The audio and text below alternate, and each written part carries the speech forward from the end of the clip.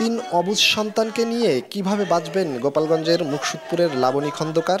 অবৈধভাবে ইতালি যাওয়ার পথে লিবিয়ায় নৌকাডুবিতে প্রাণ গেছে স্বামী সাত্তার খন্দকারের।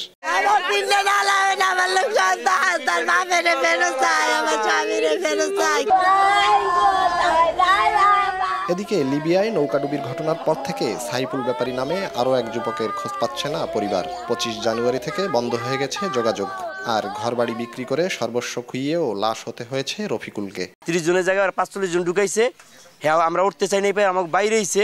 বাইরের পর যখন না উঠছি তখন গুলি করে দুটা ফালাই দিছে। আর আফসান ইসলাম আশিকের মরদেহের অপেক্ষায় মা। সন্তানের মৃত্যুর খবরের পর থেকে কারো সঙ্গে কোনো কথা বলছেন না তিনি। লিবিয়া থেকে সমুদ্রপথে ইতালি যেতে নিহত 3 জনের লাশ ফিরে পাওয়া ও দালালদের শাস্তির দাবি জানান পরিবারের সদস্যরা। আমি চাই যে এদের দৃষ্টান্তমূলক এমন সাজা হোক যা দেখা আরও কিছু লোক যাতে এই ধরনের কার্যকলাপ করতে সাহস না পায়। গত 24 জানুয়ারি লিবিয়া থেকে একটি ইঞ্জিন চালিত নৌকায় ইতালির উদ্দেশ্যে যাত্রা করেন 43 জন অভিবাসন প্রত্যাশী। মাঝপথে ভূমধ্যসাগরে নৌকাডুবিতে প্রাণ হারায় 23 বাংলাদেশি। জয়ন্ত শিরালী, সময় সংবাদ, গোপালগঞ্জ।